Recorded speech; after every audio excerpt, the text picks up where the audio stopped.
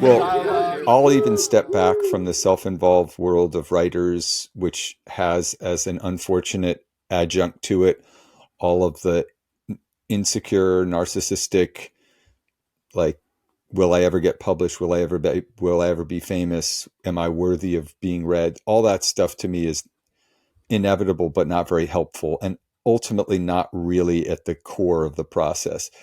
I wouldn't even say it has to do with writing. I would say that the human arrangement is that to deal with our big, crazy, complicated brains and our very conflicted hearts, we have to tell stories in order to not totally understand, but at least begin to try to understand and make sense of what we're living through. I think it's like we're the most miraculous species in the universe by infinity degrees. We have these big, crazy brains. I think we're the only species that we know of that is actually experiencing the universe and the universe inside of us. And we feel so many things so quickly, and oftentimes in a way that's clamoring and confusing and beautiful and ecstatic and shameful, and all of it at once, everything all at once. And I think stories are the way that we make sense of that experience, and we pluck meaning from the rush of those chaotic thoughts, feelings, experiences, associations. So it's not even really about writing in the end. It's about storytelling, and everybody's doing that constantly. Maybe this book is sort of focused on the people in the modern era who can tell stories through typing on machines and later having them printed up into these things called books, whatever.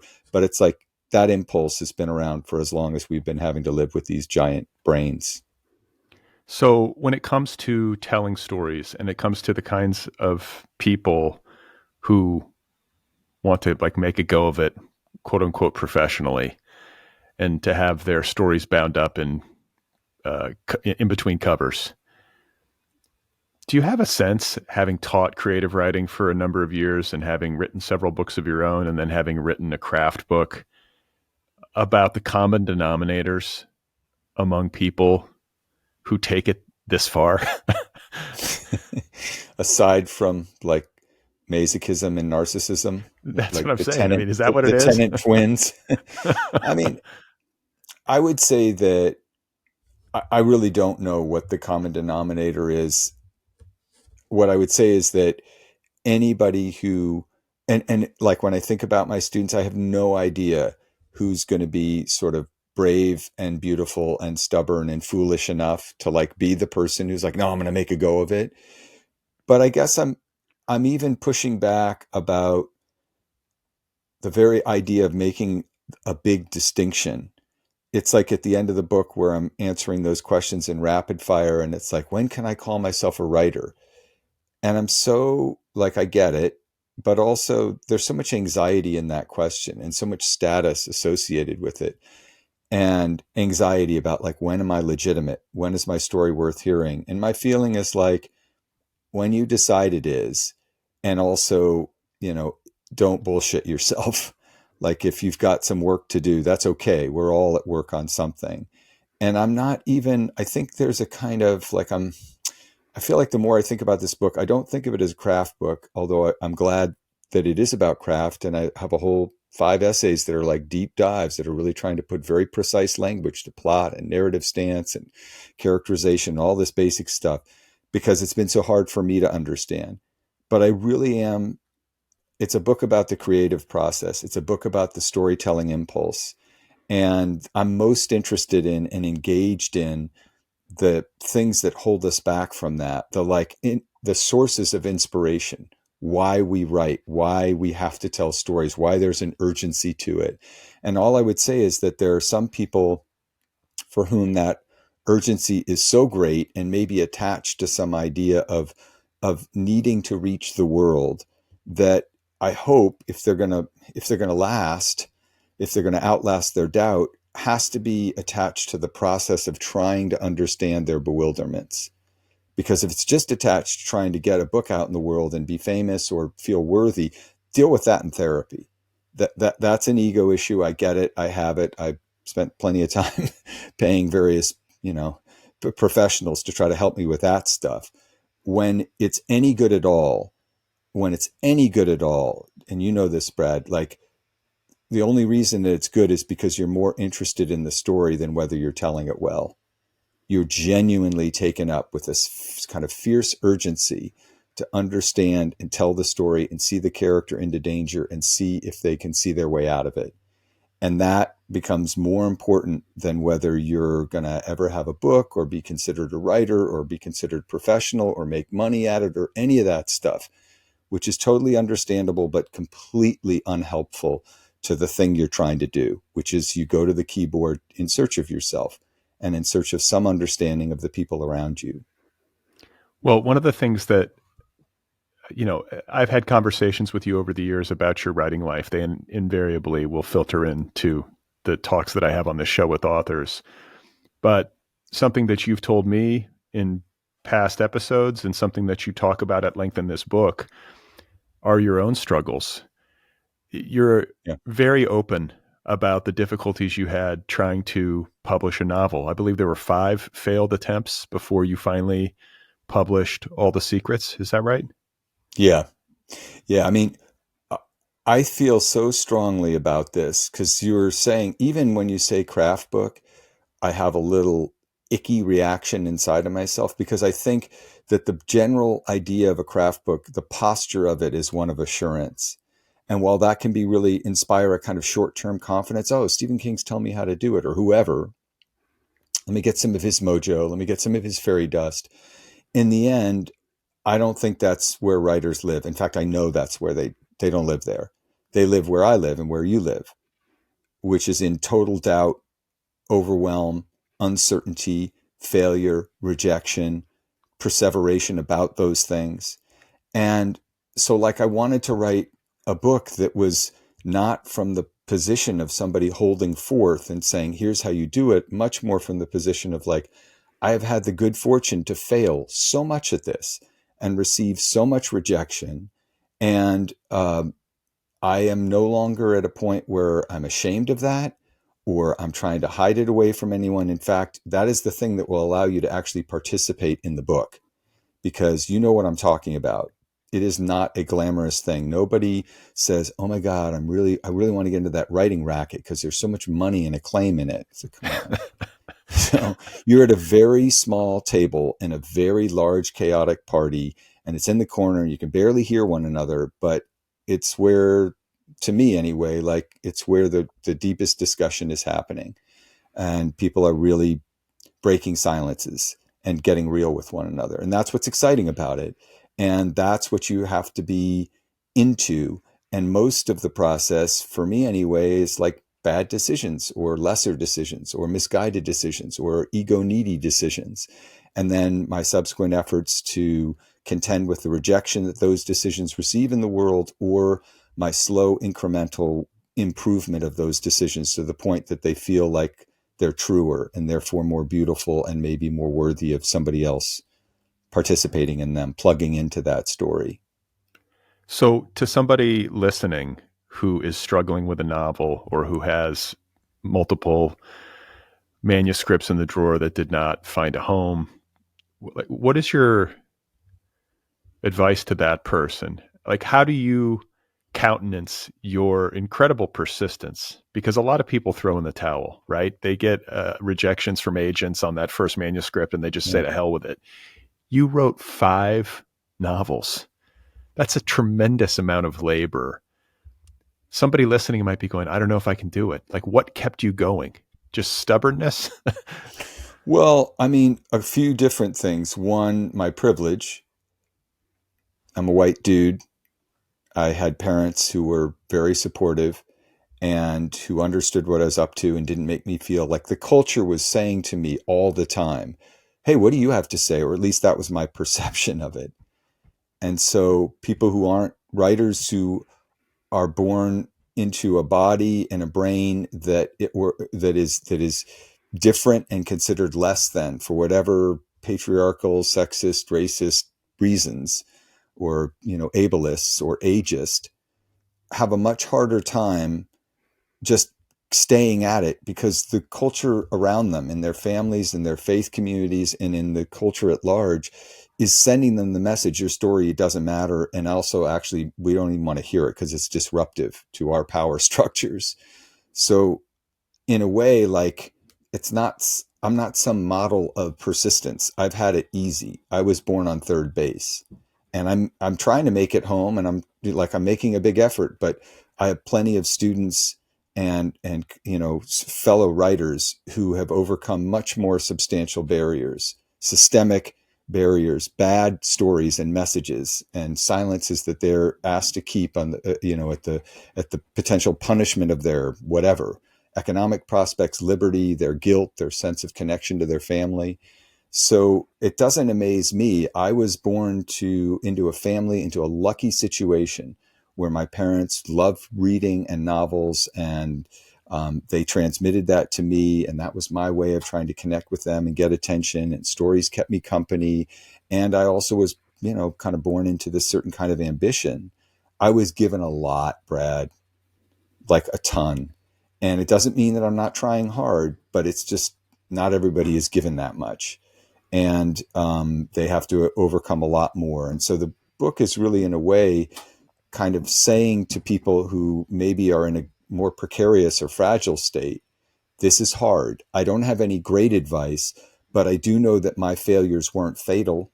I do know that it's possible to outlast doubt. I do know that it's possible to fail for a long time and then finally to succeed. Or maybe that's the wrong framing. It's possible to make decisions that weren't my best and to incrementally, if I'm honest about them, slowly get better and develop muscles that I didn't have when I was younger. And most of those honestly have to do with humility and recognizing when you're activated and curious and when you're interested in the story versus when you're in your head and in your ego. And that too takes a long time, I think, to sort of recognize, like, oh no, I'm performing. I'm not really storytelling anymore. So I don't even want to give people advice. It's too much.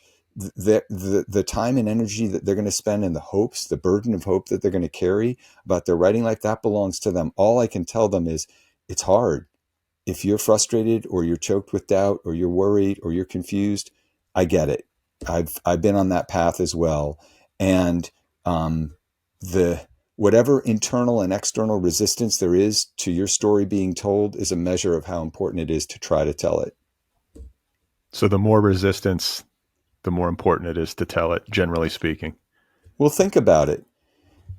I mean, I wrote secrets for many of those. The first two of those terrible novels were like basically disfigured versions of me, a white guy with privilege in the world of journalism and adjunct teaching. Guess what? The two worlds I knew. Right. Like being snarky and trying to be funny and make observations about, the absurdity of that world and blah, blah, blah.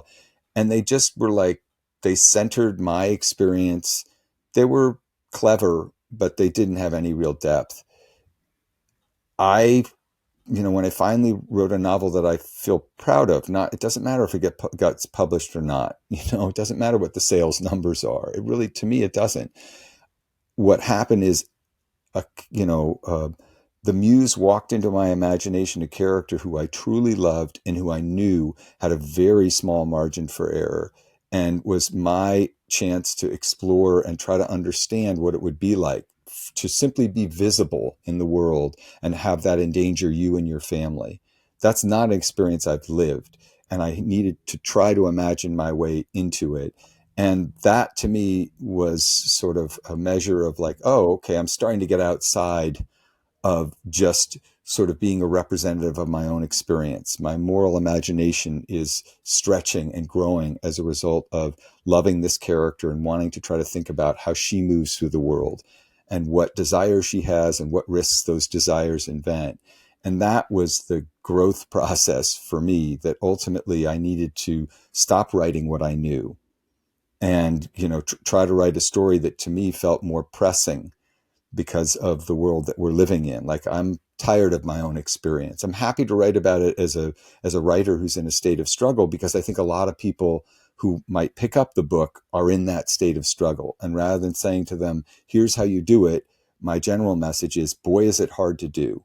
And here are a few of the bad decisions I've made, or the failures that I've had, or the bad habits or patterns that I've fallen into. And they're really frustrating and tough, and you're not alone in them. Well, a couple things. First of all, I would say that having read Truth is the Arrow, what struck me as I went along is how well you failed. In this sense, you really looked at your failure carefully to a degree that I think exceeds most people in whatever field. You tried to learn from it. And I think that the reader benefits from that process, because most of us, I think, have a failure and recoil, which I think is natural. But if you want to move forward in a more productive way, to learn something from your failure, you do have to engage with it. And I think that's Yeah, probably self-evident, but it's something that you have done to like a distinguishing degree. The I second thing I would also, say, oh, go ahead. well, I also, when I failed, I always wrote a book that was more in my roundhouse, like that was more like my pattern is fail at a novel, write a nonfiction book, fail at a novel, write a nonfiction book, convince somebody against their own economic interest to publish my next collection of short stories. We're both full of regret about that decision, but we made it. Okay, now try another novel, fail, write, so like I think in a way, the failures, it's not just that I'm examining the books and why they sucked. That's good and important work. And it sends the message like, what do you learn from your success? If you have a good day of writing and things are going well, what do you learn? You learn that, like, you had a good day. But if you actually have a rough day and things, or you produce a bunch of work and later on your writing group says, ugh, we don't buy it, we don't understand it, etc. Okay, then you've got some things to work on. Like, that's the only way. When people write, I do these, workshops, and people do these free writes, and sometimes they'll be like, oh, it's really awful. And usually it's really great, because we're terrible judges of our work. And we always think the things that come the easiest are somehow fraudulent or aren't as deep or whatever.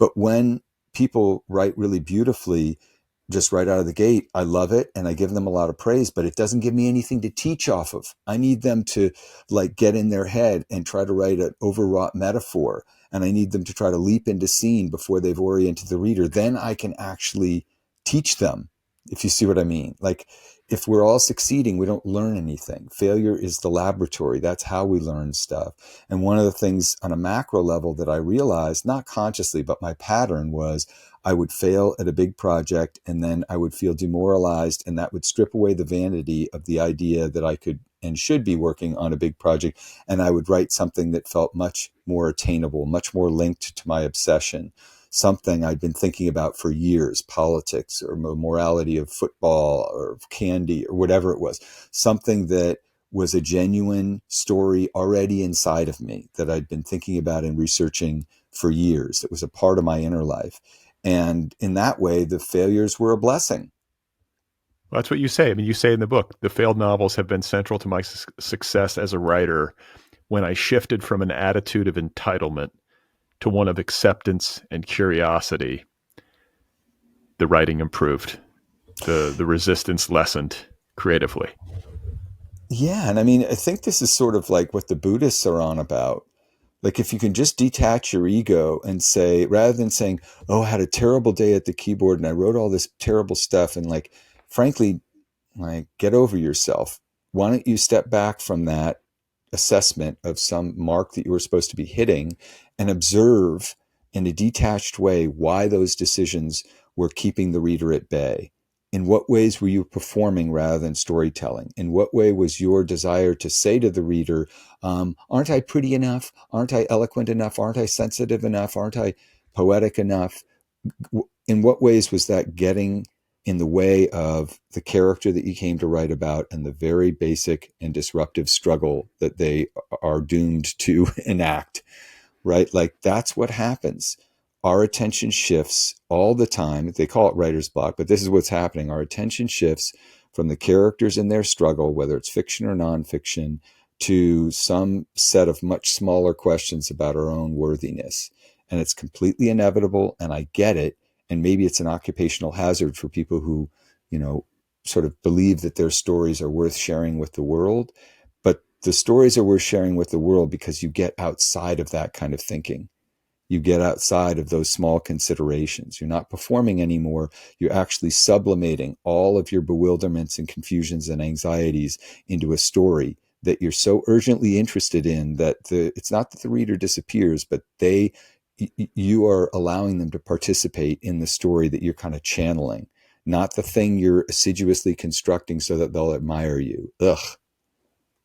Well, I mean, you said earlier, you said it twice now, that there's a marked difference between performing and storytelling.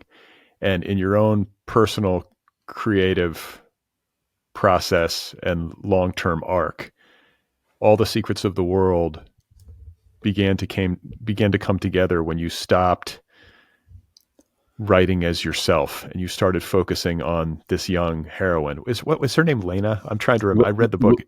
Lorena. Yeah. Lorena. That's right. That's Yeah. right. So once you had Lorena, once she came to you and you started to really see her and care about her, that was the shift from performing on the page versus telling her story and becoming And engrossed in her story as a human concern. right. Forget about making art. Like you actually, like she pulled you through rather than you pushing her. And it began, in fact, with me saying, I'm going to stop telling myself the story that I should write a novel or I'll never sit at the, big kids table, or, like the ego drama that had occupied the writing, or the idea that I should be writing a novel, had become such an albatross. And it was the moment when I said, ugh, there's a great line in a Dan Burns song, like, David Hockney's still painting, I don't need to paint. Like, I reached that moment of like, Brad Listi's writing novels and Micah Majumdar's writing novels. I don't need to write them. Like, there's plenty of other people. And that act of surrender of like, I am going to stop trying to prove to myself or the world that I can do the capital N novel that will make me worthy or whatever. Just getting over that, I believe, opened up a space inside of me where the muse could walk Lorena in. And I wasn't sitting there saying, I'm going to write a novel. Now I'm writing a novel. Oh, I've got a juicy character. It was much more like, oh my God, I love this young woman. She's so brave. She's so curious. She's so unaware of the risks that she's walking into. And she cannot see that they're risks until it's too late. And then she has to try to save herself and save her people. It was much more, I didn't even call it a novel. It was just the Lorena thing that I was working on. And I think that was my way of keeping that, I got to write a novel thing at bay, because that was an ego drama that was entirely about me and my shit. Are there lessons from that process that you've been able to carry forward? Because in my experience, each book presents its own set of challenges. And maybe in some ways things do get easier and you do get better. I like to believe we do learn as we go. But every time you start over again, it does feel like you're at zero with that blank page. Has that been the case with you? Like struggling, finally getting this breakthrough with all the secrets of the world. And now you write, you're publishing this book, which is another work of nonfiction. When you turn back to the blank page to write, say, another novel, do you think that it's going to be easier because of all that you've been through so far and the things that you learned on all the secrets? Yeah. It's like that line at the end of The Sun Also Rises. Wouldn't it be beautiful to think so? Wouldn't it be Yeah, lovely to think so? Like, I don't know. right. I don't think so, Brad, honestly. Like, Yeah. I started poking around at something and I found myself falling into the only thing I would say is I recognize the patterns more quickly. And I don't know if that's a gift or a burden, but probably it's a gift ultimately. But in the short term, it feels like, oh, I'm doing that thing again. I would say that there were certain things that I figured out in secrets that I now have front of mind. Like, okay, chain of associations, all you pantsers out there, good, that's important. Be a forager, be a magpie, be free and open and associative. Okay, but at some point, sooner or later, you're going to have to integrate that with another process, which is the chain of consequence that creates the rising action. You're going to have to do that, or you're just going to be being clever, have a bunch of set pieces. And so I think I understand that now. And I'm consciously thinking as I'm poking away at this thing, or I will in the next few months after my schedule clears a little bit, and I have the space to go after it and try to figure out if there's a real story there. That's going to be determined not by how clever I am and all the details I can pick out or the set pieces I can write. That's going to be determined by whether there's a chain of consequence that pushes my central character into real danger and confusion. Okay, and what you're talking about is plot, Yeah. right? I mean, Yeah. chain of consequence. And I know that you were helped along the way. You're very open about sucking at plot, which I think is something that most writers of literary So fiction. bad at it. Yeah, I mean, honestly, to be really good at plot is a rare gift, I think. Yeah. Even for people who write genre fiction. I mean, when you read a beautifully plotted novel, and I must Mm-hmm. say, I felt that All the Secrets of the World was a beautifully plotted or is a Thank beautifully you. plotted novel. Yeah. I I'm mean, one we for talked, six, baby. I'm one for six. but still, like it's a propulsive, thrilling novel that does. I just had a conversation on this show with Tana French, who writes crime fiction. She's an Irish writer. She's wonderful, but she does walk that line between the literary, where it's just beautifully written line by line, but plotted so wonderfully, where it feels just like consistently thrilling and surprising and yet inevitable. And I just marveled at her ability to kind of make it all turn that way. But that's how All the Secrets struck me. And I'd love to just hear you talk about Aristotle and like the Aristotelian method, or, insights into story structure that helped you on your way, because that's pretty foundational, right? I mean, Aristotle's Yeah. where we sort of start. And so you had all these difficulties, all this resistance along the way, and then you ended up sort of going back to the beginning and getting a bit of an epiphany. Yeah. Well, like, it's almost embarrassing. It's like you're confronting your own ignorance, and I'm like, boy, I'm really having trouble figuring out like what's not working in this novel. And then by some happenstance, somebody put Aristotle in my path or whatever, and he's writing about dramaturgy. Okay, fine, but he's really writing about story, and he just says these things that are so profound that are like, you can't just have a character making speeches. That's not a plot. And if you could, it's actually whether a character is made happy or unhappy is determined by his or her actions. That's what determines it. And you have to, you have to look at the scenes and say, if you can remove any of them, then you should remove them. Like, it's brutal, but it's like, look, if it isn't absolutely integral to the action, then it's ornamental and get rid of it. He doesn't say it in that language, he says it much more eloquently, but that those lessons, I was literally seeing my failed novels and being like, oh yeah, that novel I wrote about the right-wing demagogue who runs for president like 5 years before Trump came along, that was beautifully expressive of character. There were all these hilarious set pieces. It didn't have any rising action, right? It was just all like it was a picaresque. And I could have removed any of those scenes. And what would the reader have missed? Some laughs. They wouldn't have missed the next step on that chain of consequence that pulls him into some, inexorable drama that pushes him up against the truth of himself. That wasn't happening. And it was so obvious when Aristotle said it, or like the language he used was so clear and plain, it like echoed across the millennia. And I was like, oh, I see why that novel sucked. So, I think that you kind of find your teachers in a random way. And he also says great stuff about scenes and what scenes should do. This idea of recognition, which is a character essentially coming up against some recognition in the world or themselves that is a surprise and puts them into disequilibrium, and reversal. The idea that a scene can start with a certain kind of valence, and it really, at some point, there needs to be a reversal, and it Can you changes. illustrate like a Yeah. reversal? Yeah, Like, absolutely. Okay, let me give you a perfect example. Grace Touloujian, in her amazing book of essays, The Body Papers, is like describes how she's going to go through IVF. She's had to, she's going to have, I believe, a hysterectomy because there's a history of cancer. But before that, she really wants to have a kid, and she's like wanted for a long time to have a kid. And so they're essentially deciding. And it's a high stakes thing, right? Because there's a cancer risk, and she knows that her body will be in a situation after a surgery where she cannot have kids. So this is really huge. And the IVF looks like it's going to it's a real possibility. And she meets with the doctor, and the doctor basically says, okay, all systems are go. And she's so thrilled. I mean, you cannot imagine a more ecstatic moment in her life, because she really wants the experience of being a mom. And as she is suffused with this feeling of it's finally, after decades, it's happening, she turns to her husband, and she can see in the way that a partner really who loves and pays attention to their fellow part, like she just knows he's not there with me. He's going to go along with me because he loves me, but he doesn't want to do this. And she knows in that moment. It's such a devastating reversal. It's so simply and beautifully written. I can't do this because my partner is going to take this on for me, not for himself. And we can't do that to our kid. And I can't do that to him. And I can't do it to myself.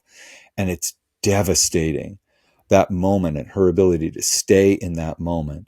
That's one example of like an incredible reversal. But that's always the most interesting to me, where we begin with one thing. It could be that you begin a scene with a lot of dread, and there's all that tension you're carrying in, and then it winds up being a scene of great gratification or happiness or a release of anxiety. Like those are the best kinds of scenes. So, like, kind of connected to this is this phrase that you used earlier. I think it's chain of consequences. Mm-hmm. And I think there's a moment in your book where you drill down into this a little bit, and you sort of phrase it in a more common vernacular, where you say, this happens, therefore this happens. Yeah. Like, there's a difference between this happens and this happens and this happens. That's the picaresque you were talking about earlier. Yep. That's where You the got reader's it. like, yeah, this is cute, but I'm not really interested. No rising action. What you need is the therefore and the because. And this is all story theory that all the like TV and movie people like know sort of by heart, because they have to have rising action, because that's to be something that's dramatized, and like it's never going to get past the sponsors, or at least the executives, right? So, but in the world of literary fiction and nonfiction, I think we can, because of the benevolence of our writing groups and classes and so forth, we can get away with a certain amount of this happened and this happened and this happened if it's really elegantly written, if the themes are interesting, if the character is somebody who's compelling. But what really supercharges it is that therefore and because, where there's scenes that are instigating further action, and that something has to happen. It's like the equivalent of, when like Meg Wolitzer starts this beautiful, you'll talk about a beautifully plotted novel, The Wife. That book knocks me out. And she says, the moment I realized I had to leave my husband, the moment I finally got to the end of my rope, we were 35,000 feet in the air and first class, in the relative tranquility of first class. And you're like, oh my God, she has set the ticking bomb. We now know that this is a story about the end of a long marriage. And in one sentence, she started that clock. And she's also weirdly and brilliantly established two different timelines. We know that we're going to hear the story of how this couple came together and how they, lived together for many years and how it started to come apart. And that's the history we're going to hear. And we know that we're going to have what's happening in the present, which is that she's carrying around this secret. Talk about a recognition. She's carrying around the secret that she's finally going to end this long marriage. And in fact, she only knows that because of the history that she's going to tell us, that she has no choice but to finally leave this schmuck.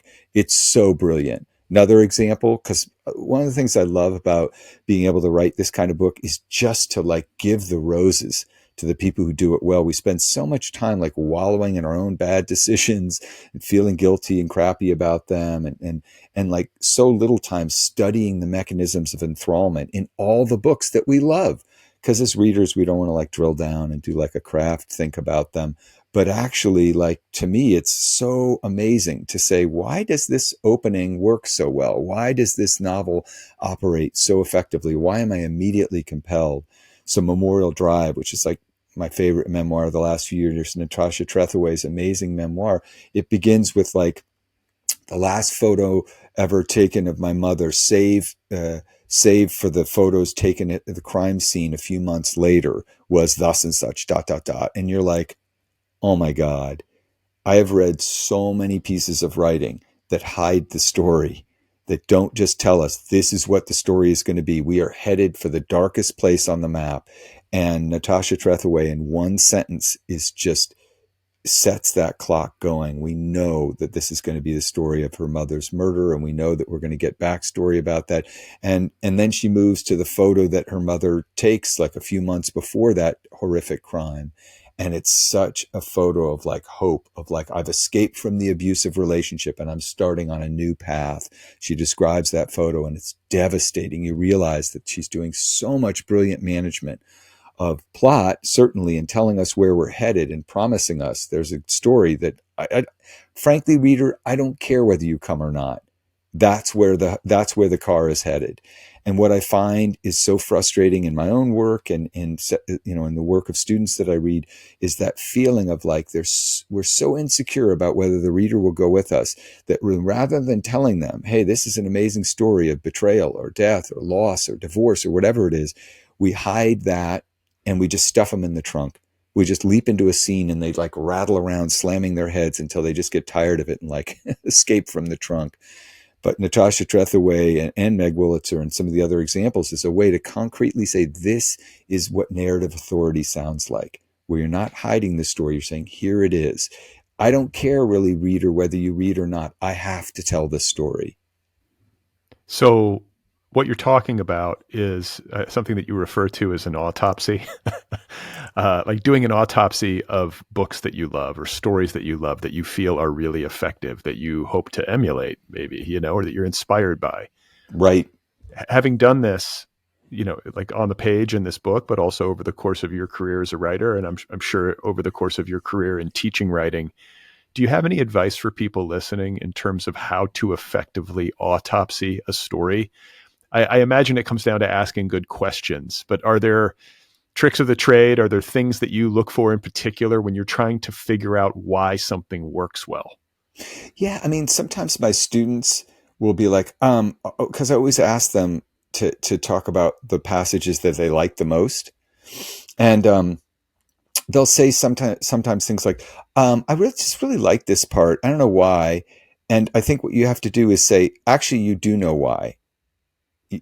You don't want to have to explain it because part of the sort of intuitive pleasure of a story is you're not like using that part of your brain. You're just in there. The author just got you. But the author got you by making a series of very particular decisions, language decisions and decisions about what information to disclose and how and voice and tone and all of it. And, it's worth studying those mechanisms of enthrallment.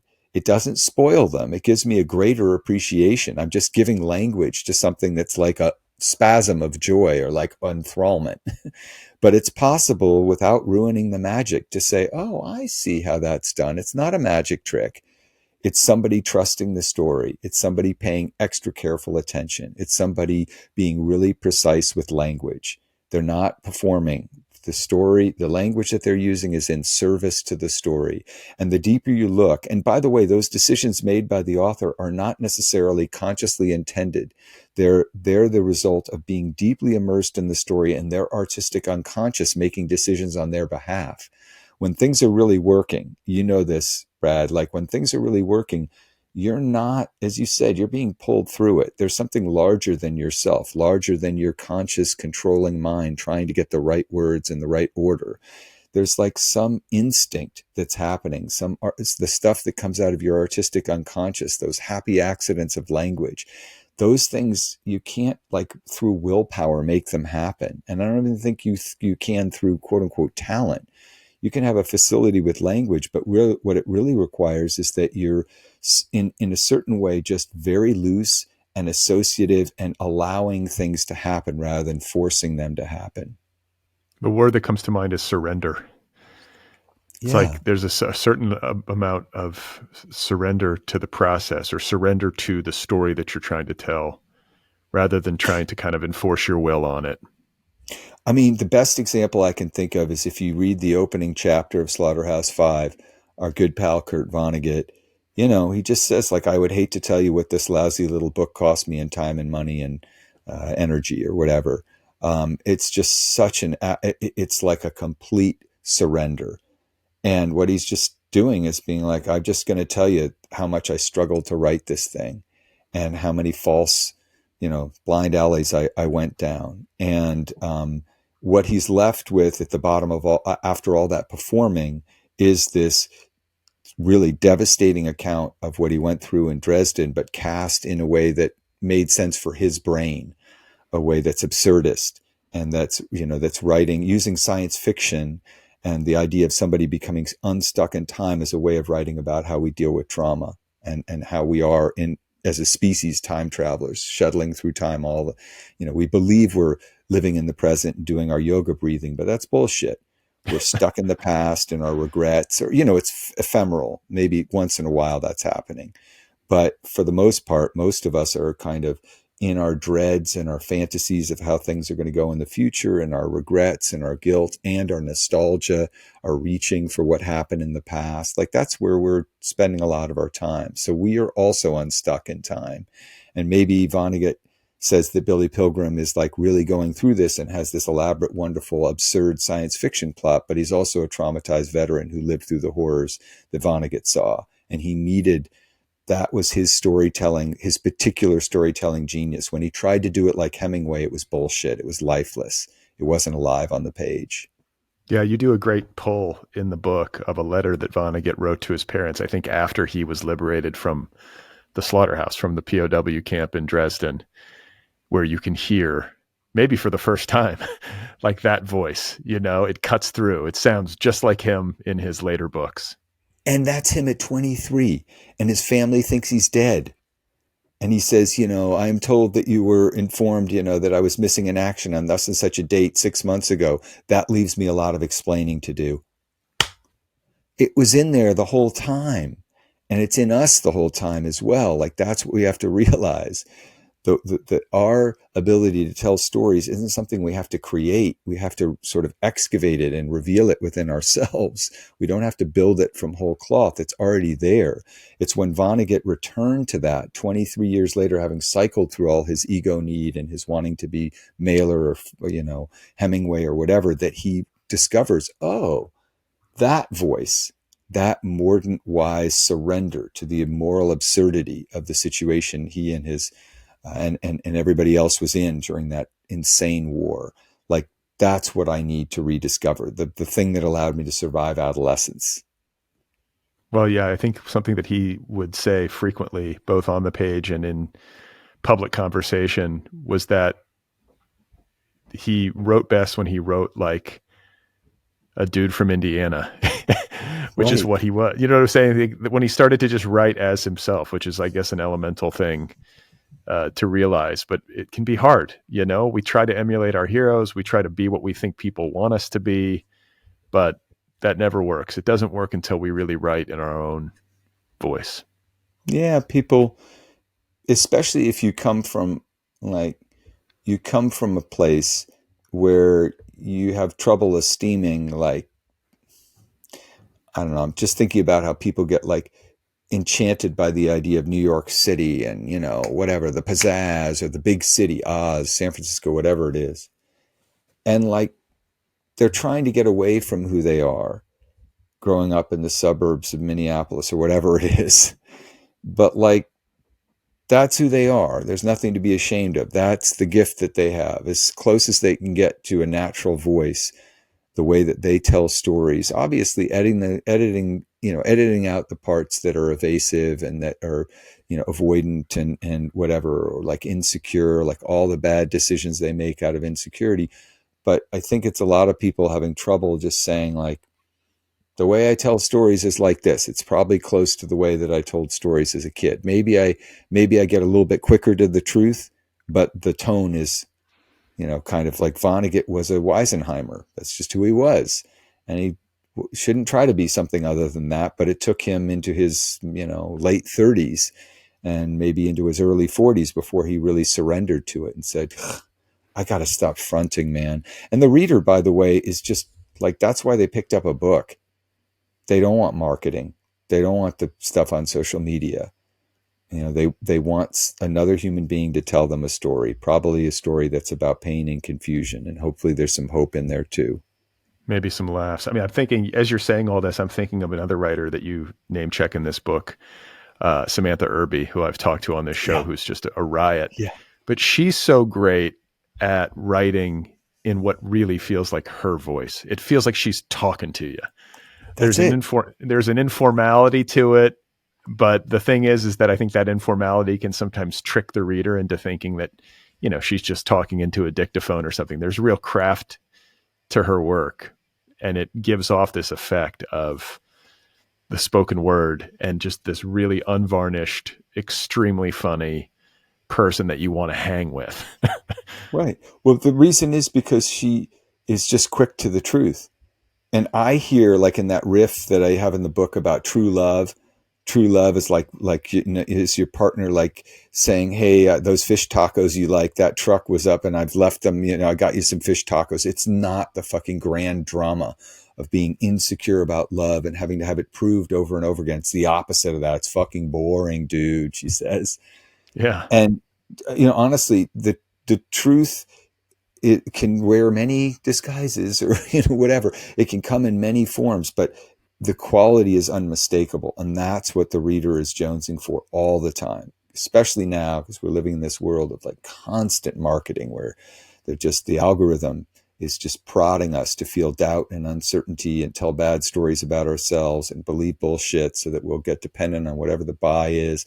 And so somebody like Samantha Irby is just like, ugh, like Vonnegut. She's like, I'm just exhausted by the bullshit. And now I'm at a certain age where I can look back and say those ideas I had about love were just self-punishment.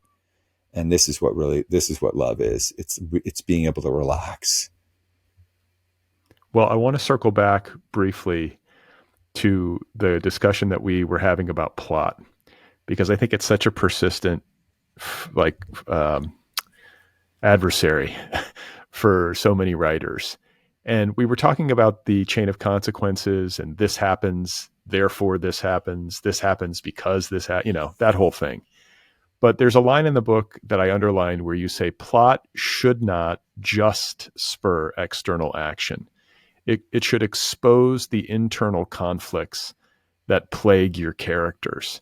And I think this is a really important distinction, because I think somebody who is maybe deficient at plot or conceives of themselves as being deficient at plot might think that the solution to that deficiency is to just, man, there's got to be action. There's got to be this, therefore, action, action, action, action. But if that's all that your book is, it's going to be missing something vital, which is the revelation of the internal conflicts. Yep. Can you talk a little bit more about this piece? Yeah, I wrote a whole like novel that, because I diagnosed the first couple of novels. I was like, oh, passive narrators and nothing really, there's no driving action. I was like, I need a protagonist who isn't just passively observing. He needs to take action. And so I conceived of this back in 2010 when the Tea Party was happening. I thought, well, what would happen if one of these right-wing demagogues with a history of sexist and racist, like, misogyny and so forth, and illegality and drug use, like a really shameless, depraved figure. What if somebody like that decided they wanted to run for president? And their whole thing was like, hey, in an attention economy, I know how to get attention. And therefore I'm going to like end up being the central figure in this culture. I know this all sounds like it's been outdated by like our reality. But back then it was like, hey man, I think could sort of see Trump coming. And so Bucky Dunn is full of action. He's constantly doing things, and Bucky it's Dunn really being the demagogue you're talking about. yeah. The novel is called Bucky Dunn is Running, and so it was very exciting. Like velocity will, and that sort of the excitement of velocity that'll get you going, and voice that'll get you going like 75, 80 pages, 100 pages, maybe 150. At a certain point, you need a plan. And that plan inevitably has to do with like what is happening inside Bucky. Okay, he's running. Why is he running? What is he running from? What is he running towards? What's happening in his inner life? And that was a thing that I was missing. And I sort of tried to give him like, I tried to give him, and even the way I'm saying that reveals how artificial it was. I gave him a son who like joins him on the campaign trail, who he has to like try to be a good dad to somehow. I gave him a daughter who she gets kidnapped in one version, another version she gets addicted to drugs, or she's battling addiction.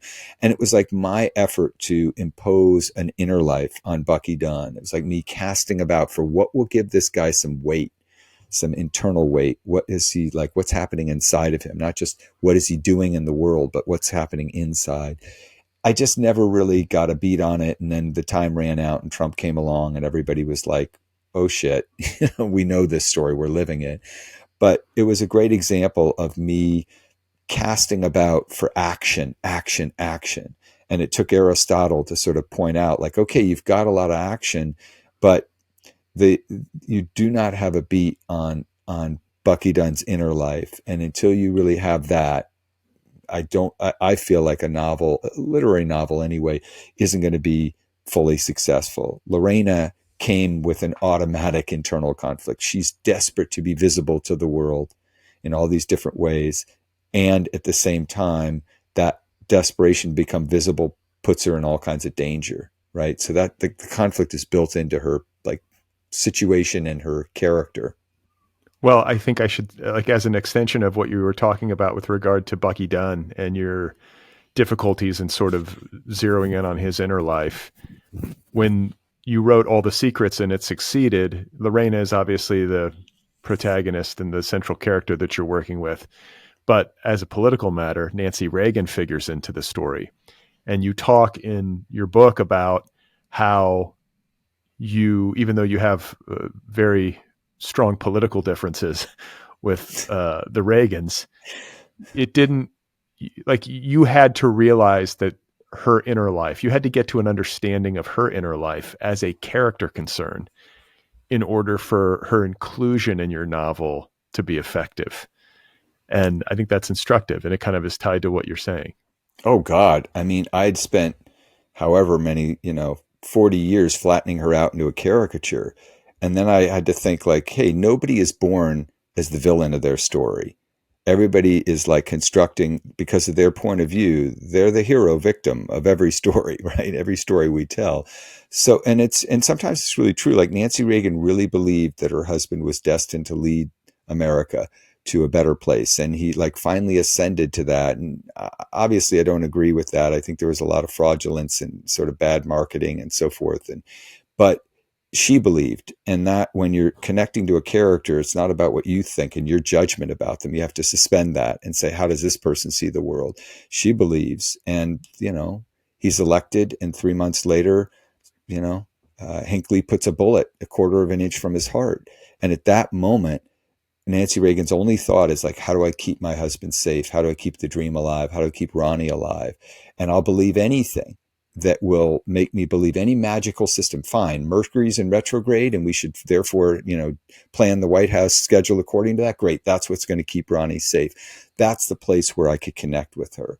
And I think that's always what you're looking for. The place where you are taking the character, trying to understand the character the most deeply, not write them off, not flatten them out. There's enough of that out there in like bad art and marketing and, bad stories. Your job is to actually try to understand all the characters so that the reader understands. I feel this so deeply.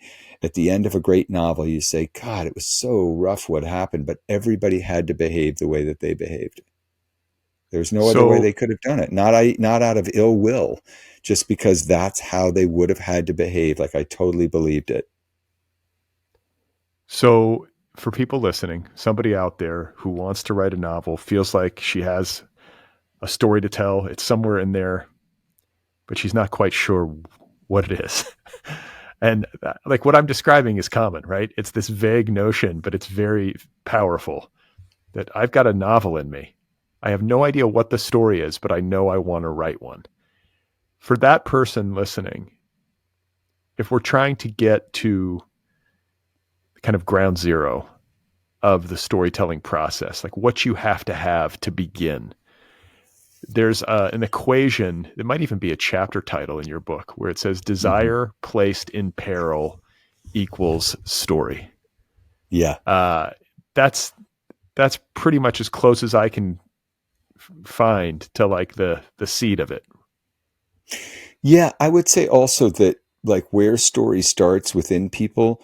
And I say this is one of these, another one of these aphorisms, but it's been useful to put it this bluntly. When people say, what should I write about? I just say, yeah, okay, well, what you write about is what you can't get rid of by other means. Sometimes that's a desire that's been placed in peril, right? But sometimes it's like some traumatic experience or some, relational dynamic that arose that you find yourself repeating over and over in your life. For me, it would be like, an example would be like, I write a lot about, I think a lot about like being on the outside of a triangle, right? Because I had, or losing a twin, right? Because I had a twin brother, and in my version of my life, he kind of left the twinship. And I was forever reaching after this emotional intensity and sense of loss and, whatever. Like, it's messed me up. It's also maybe part of my superpowers or my desire. It's created some good things too, but it's a hang up. And I find myself writing about it in particular ways, fictionally disguised or otherwise, over and over again. Just like I write about kind of triangles and being on the outside of a triangle. It's just my stuff. And, or like having a mom who was anxious, who was like really like, I loved a lot and was very nurturing at times, but would also suffer from a lot of anxiety and would kind of withdraw into that anxiety. Like, you see it, Vonnegut at the end of his life, when they asked him on this panel that I saw, years ago, like, what's your essential theme? And again, everybody's thinking, okay, it's Vonnegut. It's like the human absurdity or the moral chaos of war or inequality or whatever, like the big themes that we think of him as exploring. And he just said, I write again and again about my family. And you could have knocked everybody over in the audience with a feather. It's like, oh, he's just saying it. That's what you're going to end up writing about. So what I generally say to people is like, okay, that's what you're going to write about. You can put it in fictional disguise if you want. If you want to do that, if that helps you tell the story, go ahead, do it. However it occurs to you to tell that story, whatever will get you to the keyboard and get you more interested in telling the story than the ego stuff. Great, go for it. But it's really, in a way, like, what I would say is, it's so hard to do that when people say, I really want to, write a novel, or they sort of express that desire, I'm always like, okay, well, you have to see some reward in the process, because the results are completely out of your control. Talk about surrender. It's completely out of your control. And if you can't esteem the process, then I think you're really in for a very self-punishing, because unless you're extraordinarily talented / lucky, there's nobody who's like undertaking the rigor of writing a novel or memoir or whatever it is, who is just exactly gets the publishing experience they want and the readership they want. It's just impossible. Or it's not impossible, it's extremely unlikely. And I think it's foolish to believe that talk about desire placed in peril, like, that's probably not going to happen. And so then you have to say, well, okay, so what makes it worth it? And what makes it worth it is that you're in the struggle to understand a little bit better these characters, and thereby maybe yourself, and if it's nonfiction, some of your own experiences, and to become more merciful about it all and more truthful, and like, get rid of the bad stories and pay careful attention to what really happened or what you wished happened, or even your confusions about what happened, and become more humble before the enormity of how confusing we find the whole human arrangement. Those are the dividends, not a publishing deal or an agent or going to some party in New York with all the bad parents. Like, come on. But of course, it's easy to say that. And, it's sort of like I'm speaking from the other side of it, a little bit like, I'm so exhausted by those ego pursuits that I had for so many years. Now I'm just like, God damn, can I just have a good day of writing?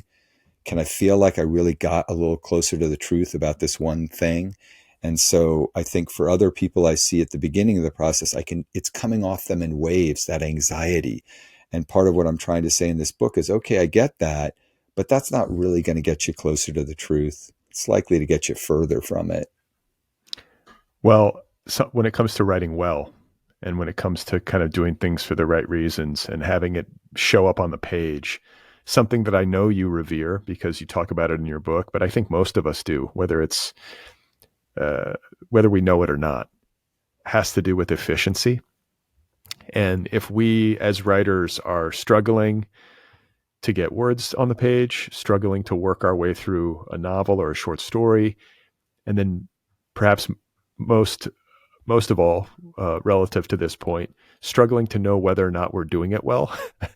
Yeah. Something that I think tends to show up when the writing is working is that there's incredible efficiency. Yeah. And you talked a bit about it. I think you touched on this a bit ago, but I want to underline it because I think it's so important. We could just use as an example of efficiency, like an opening paragraph that is done well, where a writer lays out the stakes in a very naked, open way. And this Mm. is something that I think in earlier drafts or earlier iterations of my writing life, I resisted because you don't want to give away the game, right? You want to like hold some aces in your hand to play it at a later point. And that's the wrong impulse.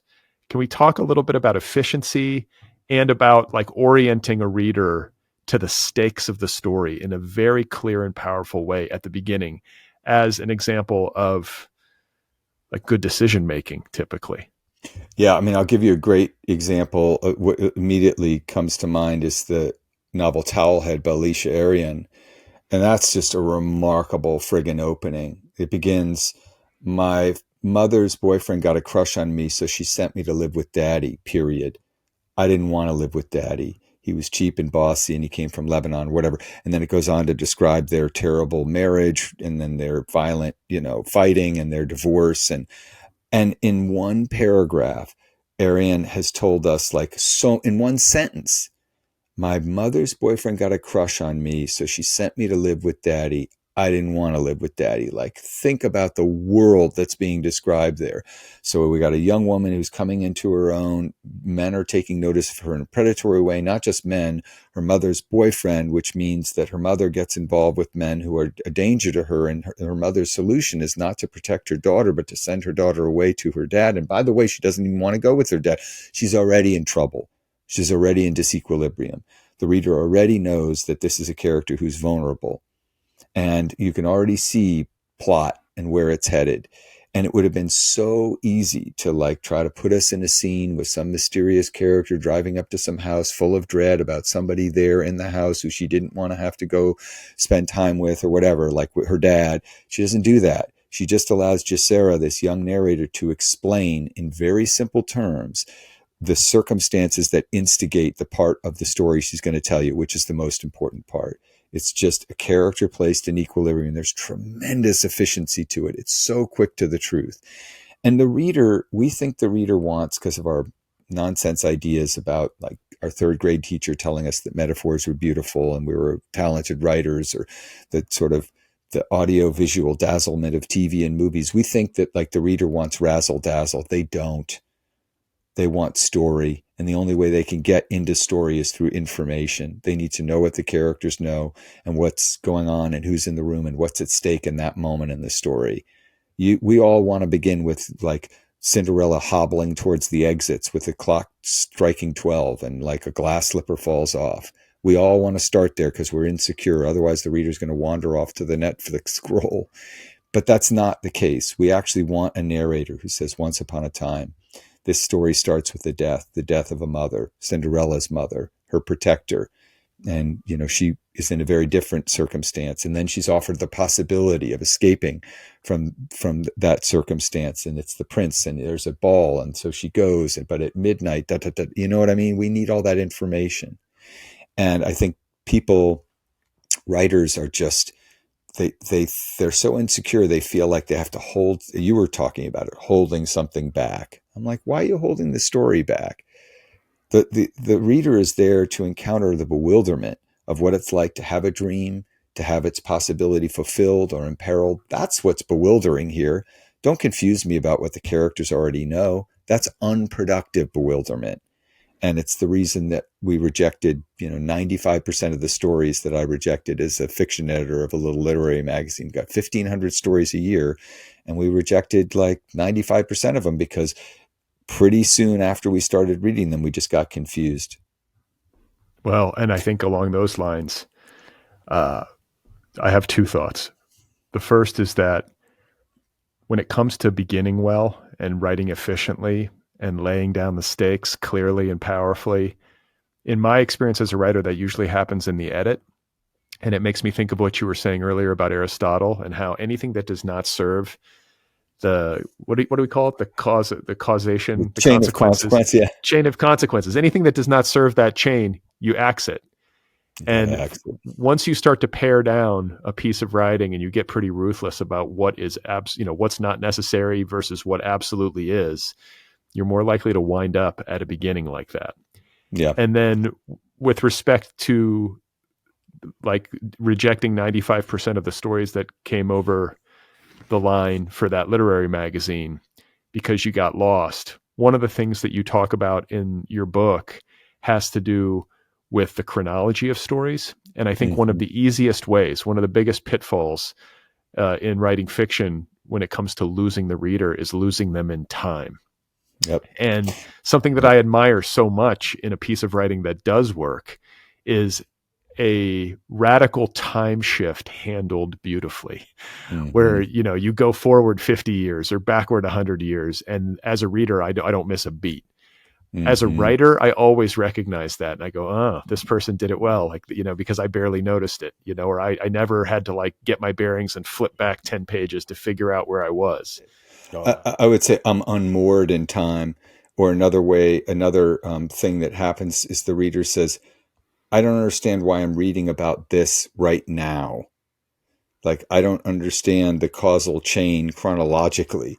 And so, what I try to make clear is like, the reader knows that as a species, we're a time traveling species living in our, in our hopes and dread about the future, living in our nostalgia and guilt or whatever about the past. Like, they get that. What they need, if you're going to flash forward or flash backwards, is to be grounded in a particular moment and for there to be an organic trigger that allows them to understand why the character, the protagonist in whose head we are and heart, is thinking about what's going to happen in 5 days, the surgery, the colonoscopy, will they find polyps, dot, dot, dot. Or to put a very fine point on it as a fan of Yeah. colonoscopies, or or why they're thinking about the past. There they are at their daughter's wedding, and they're thinking about the scallops wrapped in bacon, and that gets them thinking about the pregnancy cravings they had when that person walking down the aisle was inside her body. And you know what I mean? Like, as long as there's an organic thing happening in a present that they can hold on to like ballast, then they'll travel. But if they're unmoored and the writer themselves doesn't seem to know what the logic is of how we're ping-ponging through time, I think the reader gets disoriented and confused. And that's the central reason that we fall out of stories, is we get confused. Yeah, I mean, I kind of have heard it said, or I've read about it, in books about writing, that if you're flashing back too much, for example, you might be starting your story in the wrong place if everything's Yeah. happening in flashback. That I think there's truth to that. But I've read books that jump all over the place in time. And if it works, it works. It's one of those things, right? And I guess you just have to, there has to be a story based justification for the time shift. And then at the level of craft and language, you have to make sure that it's clear as a bell to your reader. And sometimes I Yeah. think that clarity comes from just saying it, like starting the new section with like 30 years later. Do you know what I'm saying? Like, Right. sometimes it's that simple. I mean, Alice Munro does an incredible job of this. She writes her story in sections, and you know, she will just say, then it was fall, and thus and such was happening. It's not that hard to do to keep the reader oriented in time, but it's hard for us in our own, writer brains to realize that, like, the reader isn't along with us in the journey of conception. They aren't finding their way through the story and spending 20 hours a day with it or 10 hours a day or whatever. They are in on none of that planning. Okay. Whatever they see is just what we put on the page. And they don't have any of that institutional memory. They don't know who Uncle Jed is until they meet Uncle Jed. Is Uncle Jed affable and maybe is going to leave them a huge inheritance, and he's sweet and he's like a, paternal stand-in kind of uncle? Or is he creepy Uncle Jed who visited horrors upon, the protagonist? Like, we don't know Uncle Jed. Tell us who Uncle Jed is. Right. And I feel like one thing that you can do is, if you can conceive, you like you said, I know of books that jump around in time and so forth. Okay, look at them, because it's not a mystery why they're successful.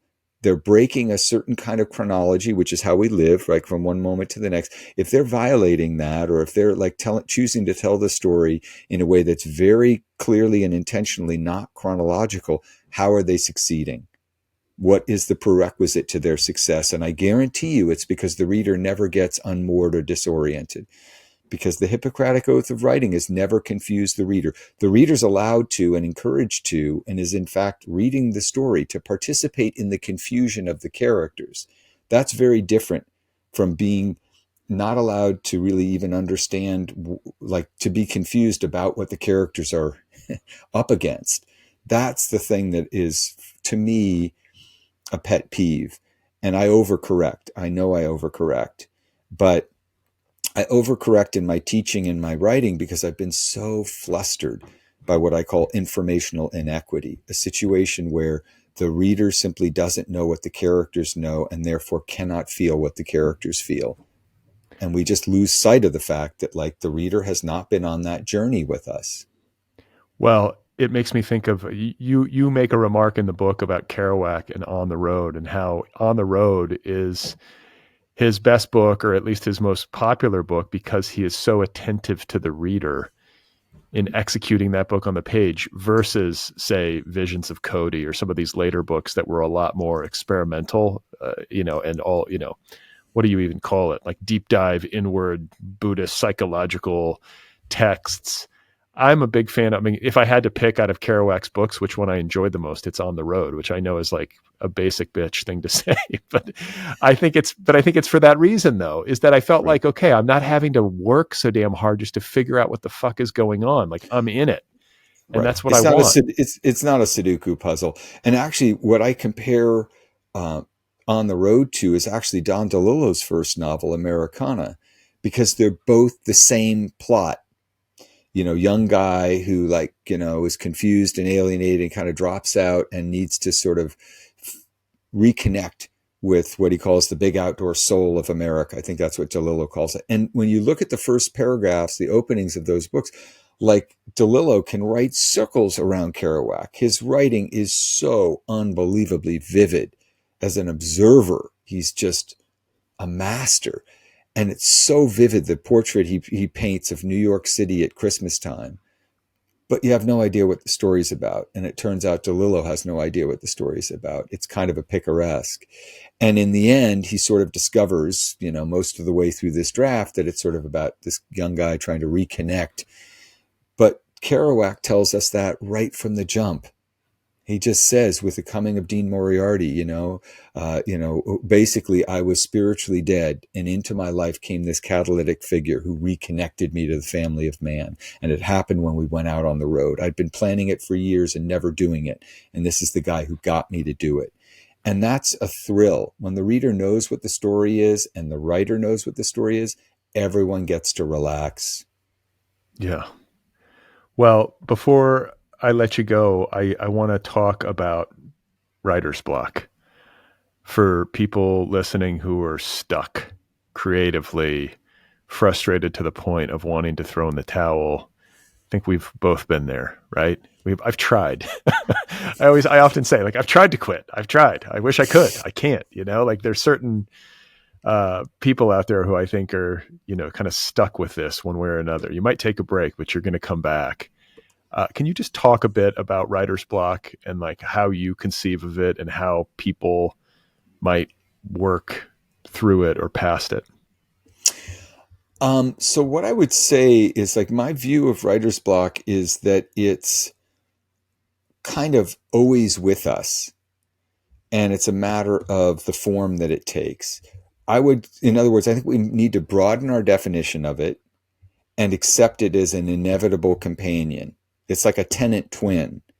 There are those moments where you're writing well and unselfconsciously and creatively and enjoying it, and they're accompanied by moments where the inhibitory impulses get the best of us and hold us back or cause us to make fraudulent decisions or just, performative decisions. And those two, to me, are a form of writer's block. I wrote a whole novel. That novel, the first three novels I wrote, even though my fingers were moving and the characters were, careening through their allegedly clever scenes and sobriquets, I was still blocked. If you really want to broaden our definition, I was blocked at the level of character and inner life, and taking the characters seriously and really giving them the mercy to travel deeper into whatever truth they were encountering. I was just totally blocked. And when I rewrite the same paragraph 50 times because I don't know the next beat in the story and I'm flogging the language to try to solve a story problem, I'm blocked. And when I get a big rejection on one of those failed novels and I fall into a depression and I can't get to a keyboard, well, then I am recognizably blocked.